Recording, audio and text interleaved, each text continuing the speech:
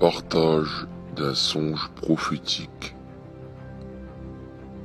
sur l'avènement de l'Antéchrist et la marque de la bête. Voici, le Seigneur me montra une prison où des détenus étaient enfermés pour avoir refusé la marque qui était imposée aux habitants de la terre. Cette marque n'était pas une marque ordinaire, car celle-ci permettait de manger et de boire.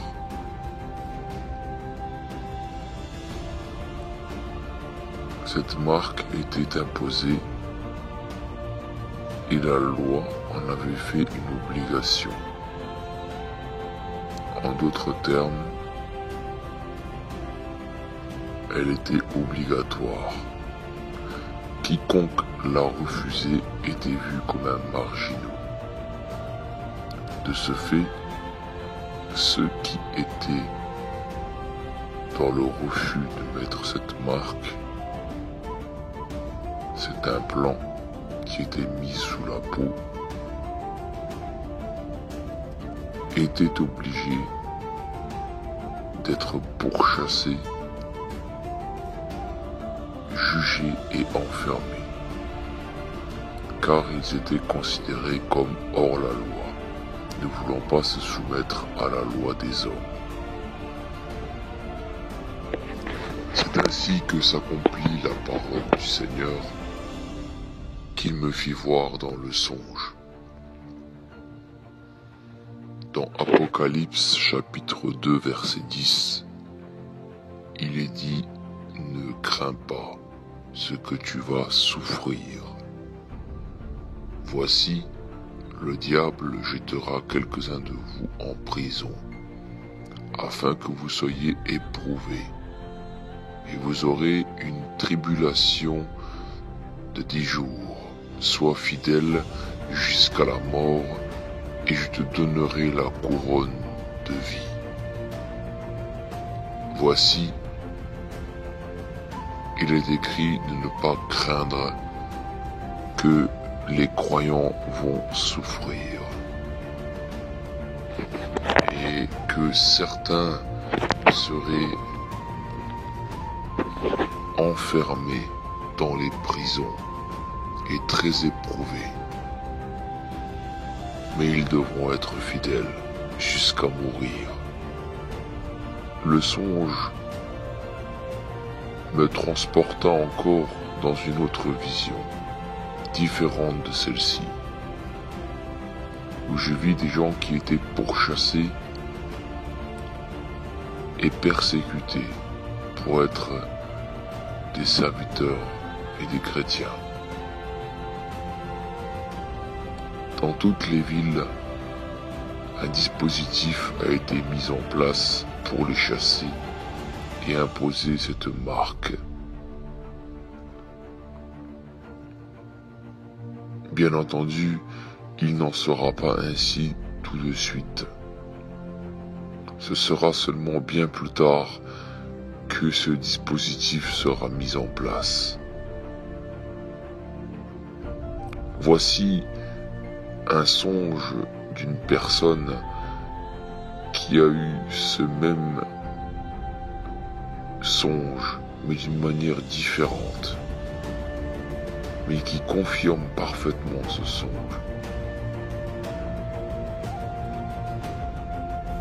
Bonjour à tous, je vais vous raconter donc un rêve que j'ai fait le lundi 7 février, donc la nuit du 7 février. En fait, j'ai eu un rêve, j'ai eu un sommeil entrecoupé par plusieurs rêves Et à chaque fois, je priais pour que Dieu me retire ce rêve-là, parce qu'il était désagréable. Mais ça ne s'est pas passé comme ça. Chaque fois que je rêvais, je voyais les scènes et à chaque fois un verset appuyait chaque moment. Donc en fait, j'ai rêvé que les chrétiens étaient considérés comme des fous. On était dans le moment où il fallait mettre un dispositif dans la main pour payer. C'était comme une carte bancaire. Et les chrétiens qui ne mettaient pas ce dispositif, et bien en fait voilà, ils étaient considérés comme des marginaux. Donc je me vois en fait aller faire des courses et arriver près de la caisse, j'avais des billets, donc des euros, et je donne à la dame, à la caissière, et la dame me dit: madame, nous n'acceptons plus les billets, il faut aller mettre le dispositif. Je lui ai dit mais non madame, je ne mettrai pas le dispositif. Et elle m'a dit écoutez madame, c'est soit vous mettez le dispositif et vous payez, soit vous déposez les courses et vous partez. Donc c'est ce que j'ai fait, j'ai déposé les courses sans réfléchir et je suis partie. Mais quand j'étais à la caisse, je regarde tout au long de la série des caisses et je me rends compte que je vois des chrétiens et qui se retrouvent dans la même position que moi, mais qui réfléchissent, qui baissent leur tête, qui réfléchissent. Et ça m'a fait de la peine. Je me suis dit, mais comment un chrétien peut abandonner la foi? Comment un chrétien peut abandonner Christ pour mettre la marque de la bête? Et au moment où, bien sûr, je vois le verset qui est affiché, et j'arrive en fait chez moi, et je dis à mon mari: bon mais voilà, on n'a pas pu acheter de courses, il est temps de partir. Parce qu'il faut comprendre que si tu n'avais pas le dispositif, tu pouvais rien payer, ni l'eau, ni l'électricité.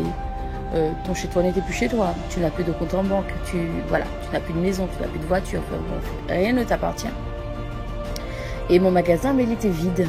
Donc apparemment ça faisait déjà un moment que on pouvait ni acheter, je pouvais ni acheter ni vendre.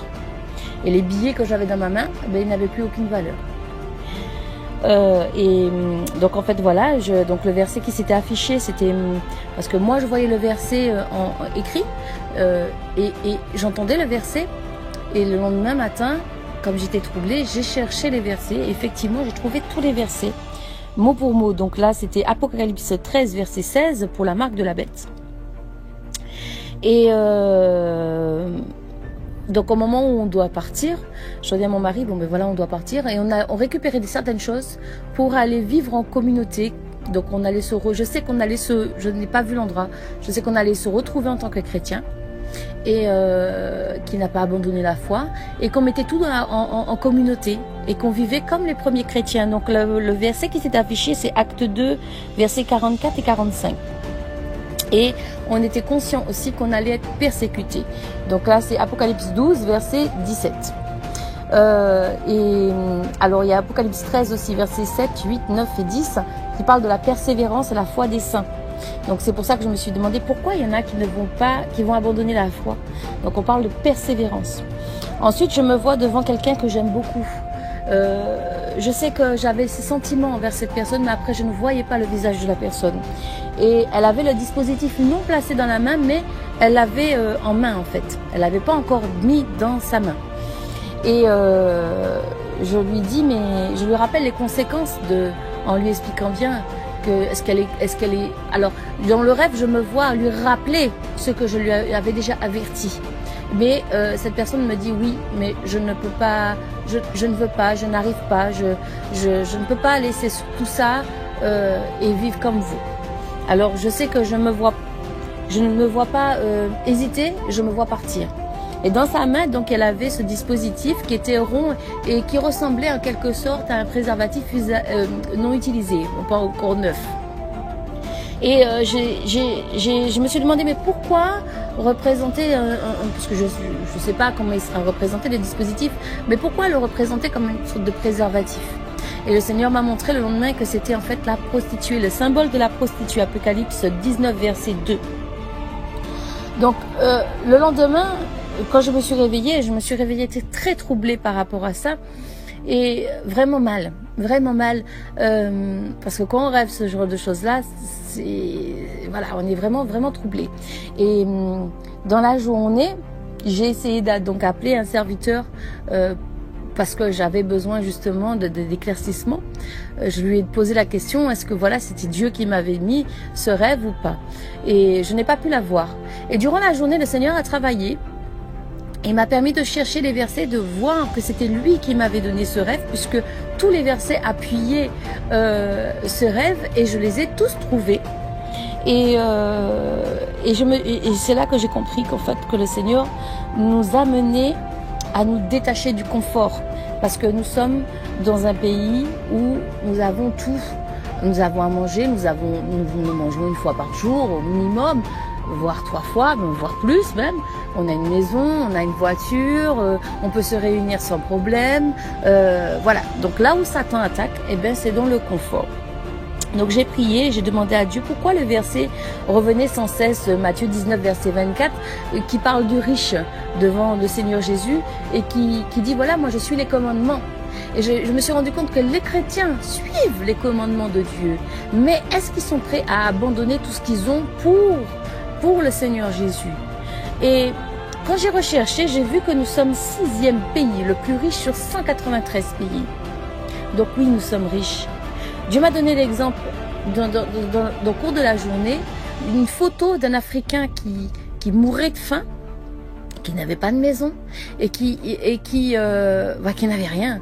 Donc, et c'est là que je me suis dit, mais effectivement, les pauvres, ils n'ont pas peur de remettre à Dieu ce qu'ils ont, parce qu'ils n'ont rien. Donc, ça leur coûte rien.